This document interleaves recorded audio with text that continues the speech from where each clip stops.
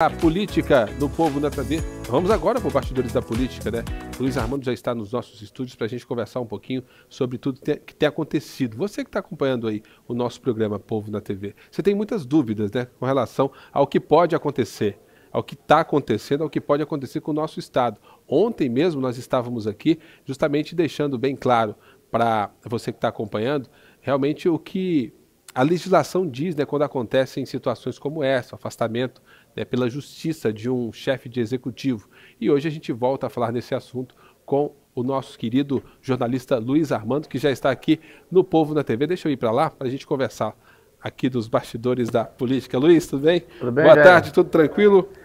Tranquilo, muita movimentação. Ontem a gente falou um pouquinho sobre tudo que está acontecendo, depois que a gente foi embora, né? Mais novidades, né? Os primeiros atos do governador Laurez Moreira, governador em exercício, né? Que foi aquele primeiro ato, né? As exonerações, sob orientação do STJ, né? E aí a gente tem também muita coisa que tem acontecido, né? Novos nomes foram indicados para as pastas em que os secretários foram trocados, então a gente tem aí muita coisa para acontecer ainda, né, não? Tem, Jair, tem muita coisa para acontecer.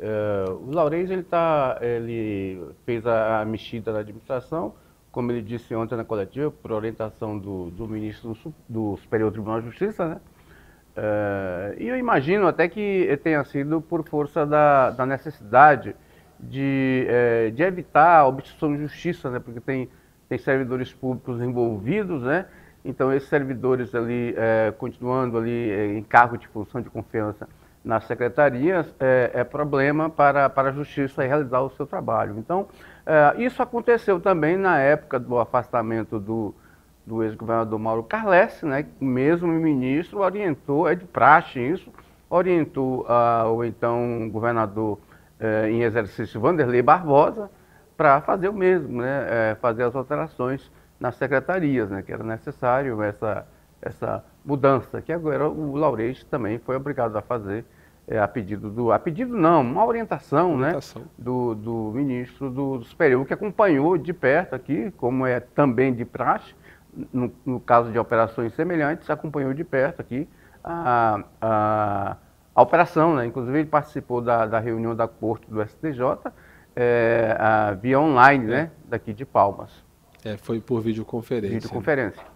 E nós temos também, depois de tudo isso que aconteceu, desses atos, nós vimos que o Wanderley Barbosa divulgou um vídeo, né, comentando a respeito da operação da Polícia Federal, e esse vídeo repercutiu nas redes sociais, e a gente sabe que nesse vídeo, o teor desse vídeo, como já era esperado, ele culpou, né, o Laurez Moreira por um complô juntamente com opositores, para a derrubada dele, né? Como é que você viu? Essa questão, ela não é de hoje, não é nova, né? O Wanderley fez o que muitos já fizeram, né?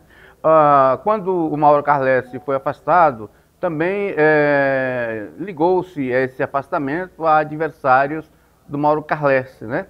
Então, inclusive, sempre fala-se na senadora Cátia Abreu. Por quê? Porque a senadora Cátia Abreu é muito influente em Brasília, então termina essa influência dela fazendo conexão indevida sobre alguma movimentação dela, né? Porque é muito difícil uma senadora do porte de Cátia Abreu, que já foi ministra da Agricultura, você imagina uma conversa de uma ex-ministra da Agricultura com o ministro do Supremo, aquele cara lá você tem que tirar. Então, assim, é uma situação sui generis, né? Que é impensável um negócio desse. Mas, na política, do ponto de vista político, os políticos terminam achando que há sim influência de políticos nas decisões judiciais. Agora, no caso de Wanderley, o documento, o pedido da Polícia Federal ao STJ, ele cita evidências e indícios muito fortes de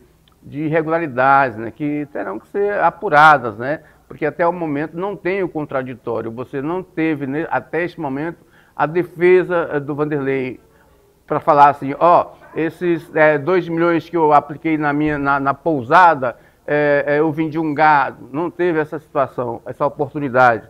Olha, não tem nada a ver com essa movimentação desses empresários, não teve essa oportunidade. Então, o que a polícia fez foi investigar, pegou ligações telefônicas, mensagens, né, evidências, indícios, e são indícios muito fortes, né, que merecem, evidentemente, uma maior investigação, mas são muito fortes. E essas evidências não foram ali colocadas pelo adversário de Vanderlei, né? Não foi o Laurence Moreira que chegou lá e convenceu um empresário a vender uma cesta básica o dobro do preço, o triplo do preço. Não foi o Laurence Moreira. Então, assim, sim, esse discurso é mais político, né? É mais político. E termina sendo uma estratégia do próprio Vanderlei, né? Porque se ele ficar de vítima, né? Se ele ficar de vítima, ele pode ficar aí um ano de vítima dizendo que houve uma conspiração, houve uma traição, e a população termina tendo compaixão dele, ou seja, sentindo pena dele, né? Pô, o Vanderlei realmente foi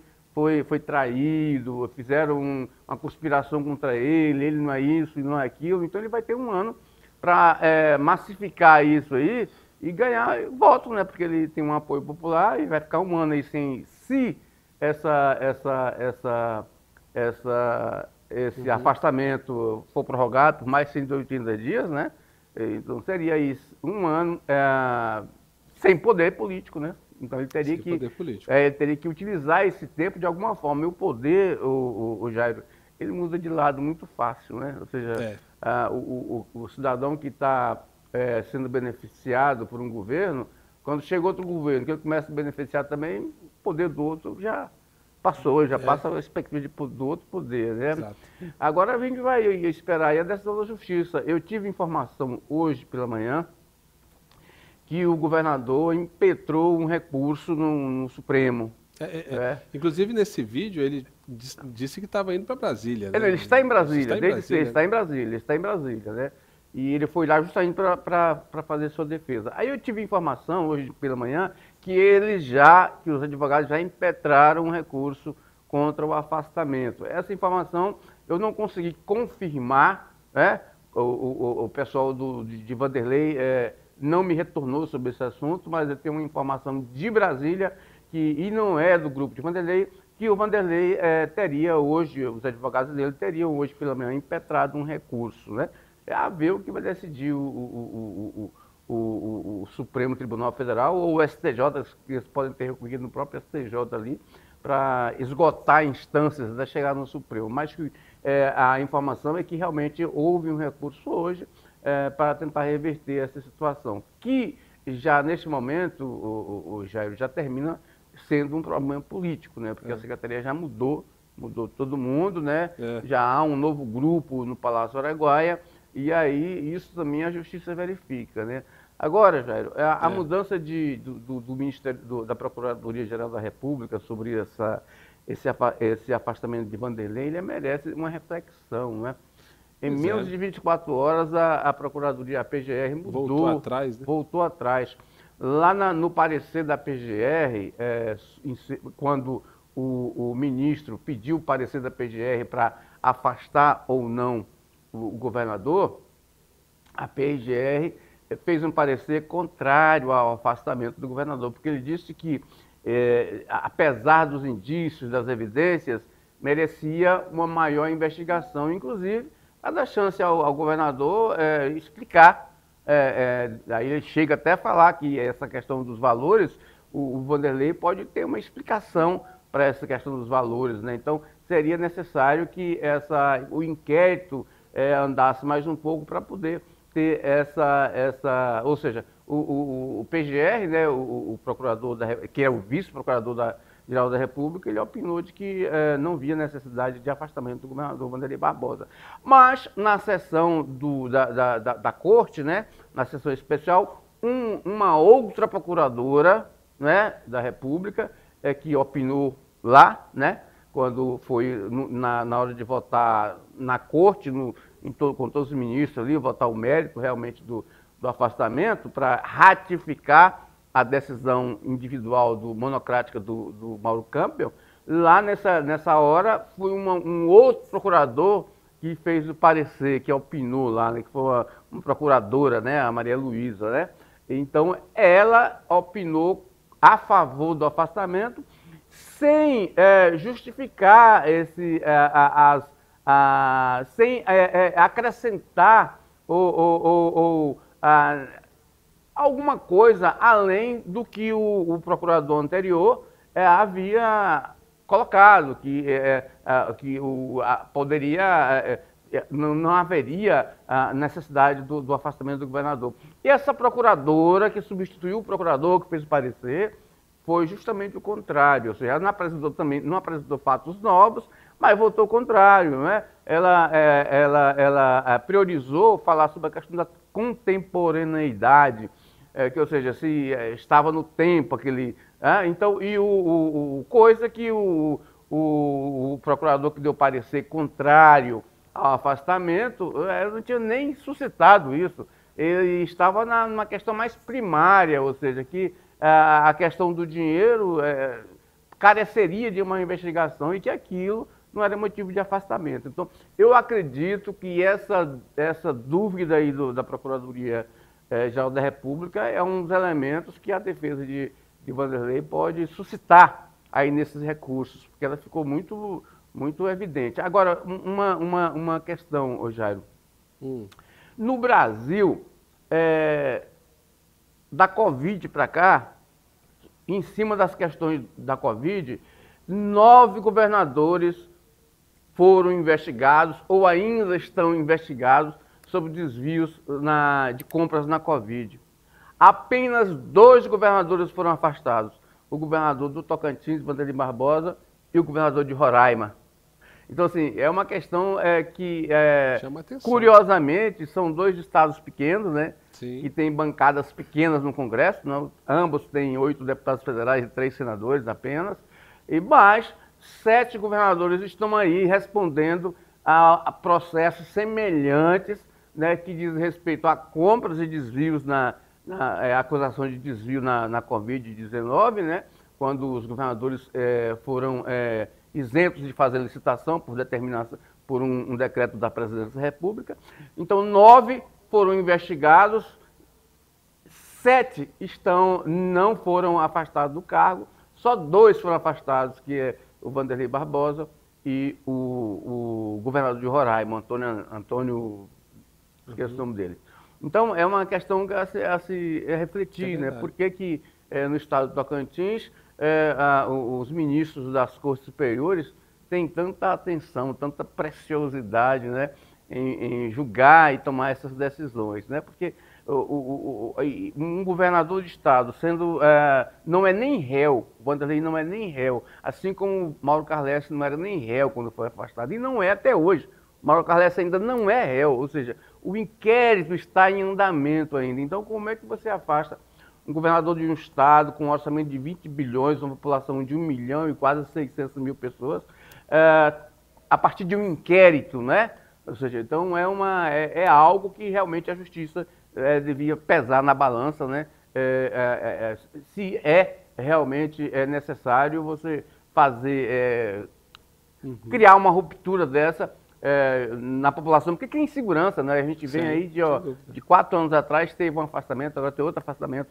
Então é um negócio muito sério, viu, Jair? Que já mereceria a bancada do estado do Tocantins, no Congresso, já deveria estar pontuando esse tipo de coisa. Não em função de Vanderlei Barbosa, mas em função dos fatos anteriores também, fazer uma reflexão em relação ao que ocorre com os governadores dos demais estados do Brasil.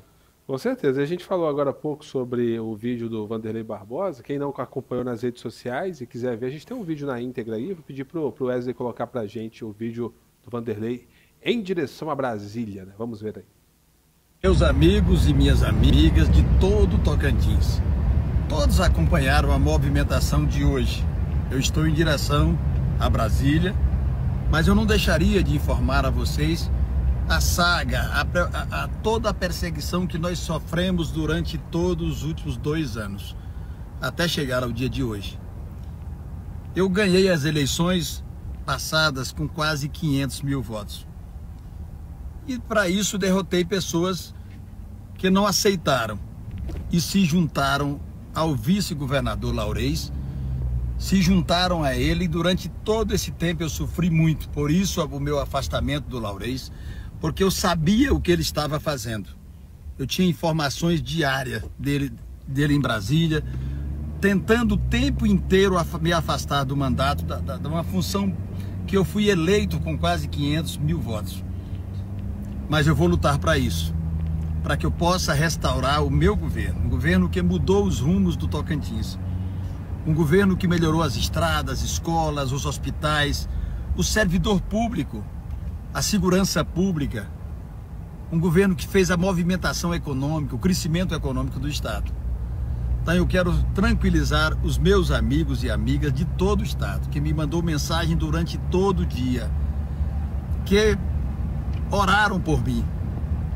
E nós estamos de pé, na luta por um Estado que nós queremos ver cada vez melhor.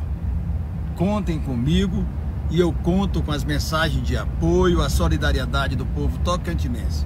Que Deus abençoe todos vocês e muito obrigado pelo carinho e pelo respeito dispensado a mim, a minha esposa, a minha família e a todos aqueles que me cercam, que hoje também estão tristes com todo esse acontecido. Fiquem todos com Deus e que Deus abençoe todos nós. Verdade, esse vídeo repercutiu nas redes sociais, né? A gente viu também muitas reações, né, de todos os lados.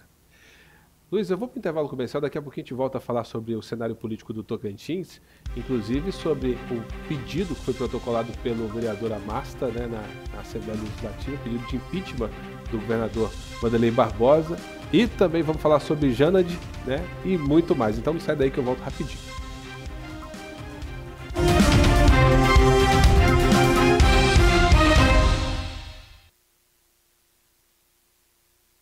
Programa Povo na TV, muito obrigado pelo carinho da sua audiência, você que está aqui com a gente desde as 11 horas da manhã, a gente está nos bastidores da política, que está muito movimentada aqui no nosso Tocantins, né, gente?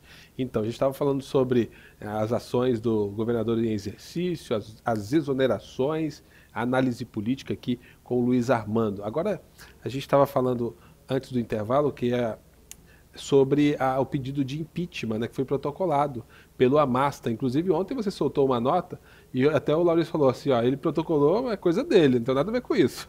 O governador em exercício, ele foi indagado ontem na coletiva sobre esse pedido de impeachment que o vereador protocolou já quase no final da tarde, né?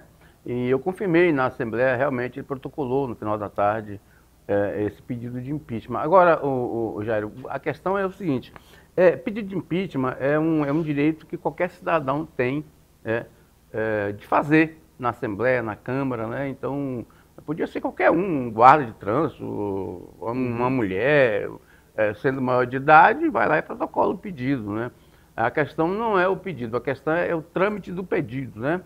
Porque pela Constituição Federal e pela Constituição Estadual, o pedido de impeachment no Legislativo, o pedido de impeachment de chefe do Executivo, ele depende obrigatoriamente da decisão do presidente do Legislativo colocar aquilo em pauta, né? Então, é somente o presidente da Assembleia que pode ler aquele projeto, colocar aquele projeto para tramitar, aceitar a tramitação daquele projeto. É igual no Congresso Nacional. Por exemplo, o ex-presidente Jair Bolsonaro, quando deixou o governo, tinha 160 pedidos de impeachment dele, né, lá na Câmara dos Deputados. E não foi nenhum pedido foi colocado para frente pelo presidente da Câmara, Arthur Lira, que era aliado do Jair Bolsonaro. Então é uma competência exclusiva do presidente do Legislativo colocar para andar um pedido de impeachment, né, do chefe do Executivo, tanto estadual, municipal ou federal, né? Tanto na Câmara como na Assembleia, tanto na Câmara de Vereadores, como na Assembleia, como na Câmara dos Deputados. Então, essa é a primeira colocação, né?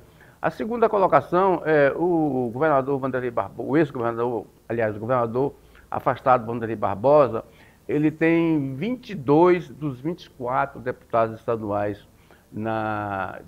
que o apoiam no Legislativo Estadual, pelo menos até o momento, né? Mas não bastasse, desses 22 deputados estaduais, 10 estão envolvidos nessa investigação, estão listados nessa investigação. Significa que, se os deputados decidirem, por exemplo, acatar da entrada nesse pedido de impeachment de Wanderley, estariam culpando eles próprios, entendeu? Porque eles estão listados ali como beneficiários aí dessa dessa questão toda que a polícia aponta. Então, assim, do ponto de vista racional, é remotíssima a possibilidade, primeiro, de Amélio Caires colocar em pauta, e segundo, desse processo ir adiante na Assembleia Legislativa, né? Então, por esses motivos. Então, termina sendo aí um oportunismo do ex-prefeito e vereador Carlos Amasta, né? Porque essa situação, ela não vem de hoje, essa é a segunda fase, né?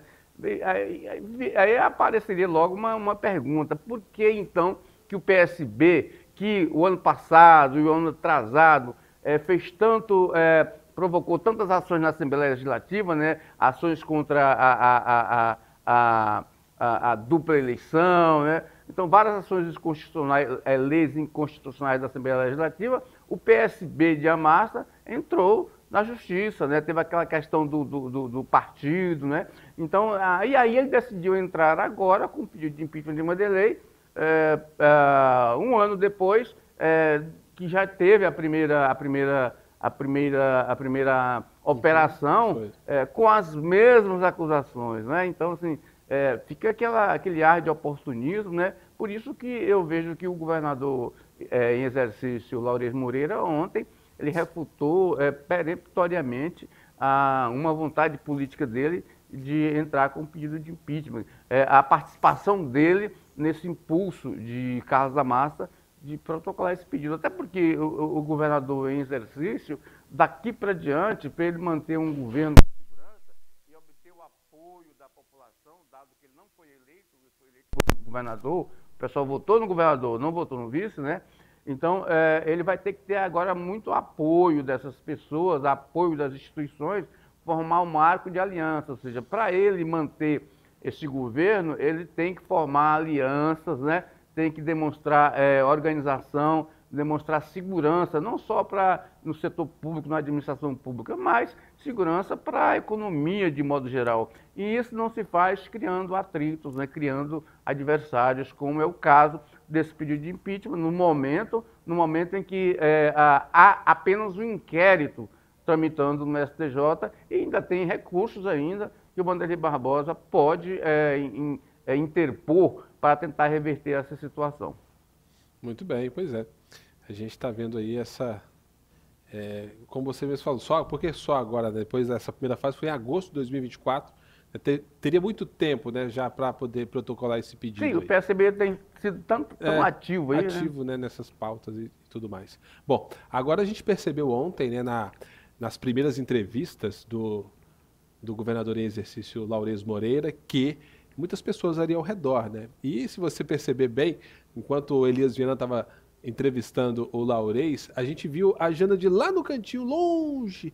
Aí a entrevista foi se desenrolando, de repente ela estava do lado esquerdo do Laures Moreira. Como é que está essa provável aliança? Existe essa possibilidade? Como é que está a turma do Laures com relação a tudo isso? Ô, Jairo, o grupo mais próximo de Laures está incomodado com essa presença da Janade Malcari ao lado do Laures Moreira, né? Há aqueles que veem também o oportunismo da Janade, né?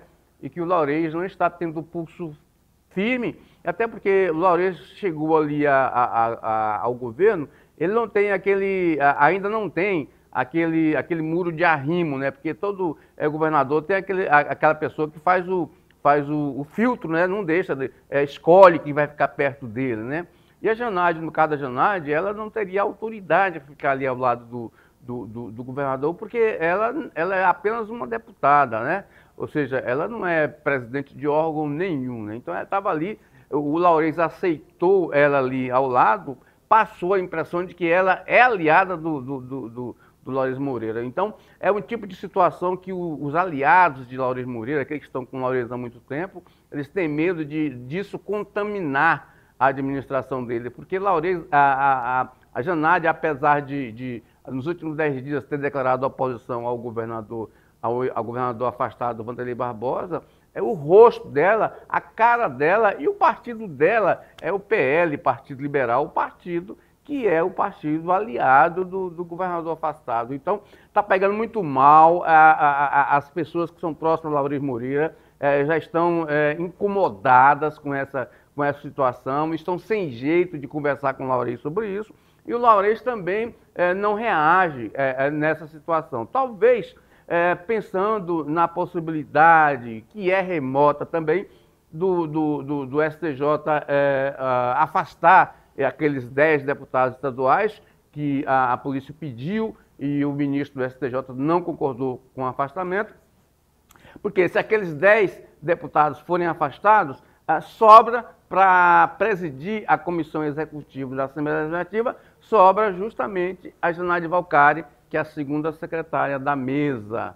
E aí os demais cargos seriam eleitos para compor o restante dos cargos da Assembleia Legislativa. Então, é a única possibilidade de raciocínio para se concordar ou até aceitar ou processar a Janaide, a essa altura, está sentada à esquerda de Laurez Moreira, não é? Ou seja, porque ela é do PL, o PL é de Eduardo Gomes, que é a oposição, era a situação, era Wanderlei Barbosa até dias atrás. Então, e a Janaide tem tudo, ela carrega toda uma carga aí, uma carga negativa, né, de atritos, que não faria bem a Laurez Moreira colocar a mão em cima dela, trazê-la como aliada, justamente nesse momento. Até porque a Janaide é uma figura que a classe política já tem o seu espectro, né? Até onde ela vai e como ela vai. Muito bem, muito bem. Então, são muitas notícias, né, sobre essas movimentações agora. Agora, uma última pergunta. Alguns nomes já foram indicados, viu, né, para o secretariado do governador em exercício Laurez Moreira. Você teve acesso a alguns desses nomes? O que você achou da indicação dessas indicações? Veja bem, ontem ele anunciou 2 nomes, né? Que foi o Ailton Rosa, que é o ex-prefeito de Santa Rosa, que era uma pessoa que já andava na campanha com ele, o que organizava, é um dos que organizavam a campanha do Laurez, né? Era a pessoa que você conversava, era tipo assim, um secretário de governo de Laurez na campanha dele. Então era natural, é o que cuidava da agenda do Laurez Moreira, então é natural que ele tenha colocado ele lá como chefe de gabinete ali. E anunciou também a Luísa, né, que é secretária de comunicação, que é também a assessora, jornalista que já andava com ele desde a prefeitura de Gurupi. Agora, os demais, eu conversei com alguns aliados de Laurez ontem à noite, eles estão aguardando conversações com o Laurez, porque evidentemente o Laurez vai conversar com o grupo dele para poder nomear os novos secretários, né? Então, assim, ele não pode fazer nomeação sozinho, né? Porque ele tem um grupo, se ele quiser governar, porque ele chega ali praticamente sozinho no governo, né? Então, para ele governar, ele vai ter que chamar aqueles aliados, aquelas pessoas que ele tem mais confiança, o grupo dele que tem mais confiança, e que saiu forte aí, né? E quem está do lado dele, por exemplo, é bem claro a aliança ali, não bem aliança, a proximidade que ele tem com o Vicentinho Júnior, a proximidade que ele tem com o Eduardo Siqueira, a proximidade que ele tem aí com o Irajá, do partido dele, né, com a senadora Cátia Abreu. Então, assim, ele vai conversar eu creio que ele vai conversar com esse grupo, né, para poder definir os secretários, porque o que está em jogo agora é um projeto de poder, né, é um projeto de poder que vai, inclusive, dar impulso à candidatura de Laurez à reeleição, se essa decisão do STJ não for revertida. Então, do desempenho de Laurez daqui para frente vai depender a própria reeleição de Laurez e a eleição dos aliados do grupo dele, que ele tem que ter o grupo dele, ele tem que eleger, tem que ter uma boa chapa proporcional, uma boa chapa majoritária, para ele ter respaldo ali no Congresso Nacional e na Assembleia Legislativa, num eventual segundo governo que ele for fazer, se ele avance nas eleições do próximo ano. Então, isso que está em jogo nesse momento. Ele não pode tomar a decisão. Muita gente pergunta, não nomeou, não nomeou. Não, eu acho que ele não vai nomear só depois de acertar os detalhes, conversar com o grupo de apoio, para poder ter uma base sólida que dê garantias a ele de um bom governo, né? e uma campanha eleitoral exitosa em 2026, que ele vai enfrentar aí a Dorinha Seabra, certamente, e o grupo do governador afastado, Wanderley Barbosa, que certamente não vai deixar isso aí. O Wanderlei não está inelegível, né? Ele pode sim disputar o Senado e pode sim manter a candidatura aí do deputado Amélio Caires. É verdade. Então é isso. Muito obrigado, Luiz. A gente volta amanhã com mais bastidores da política, né?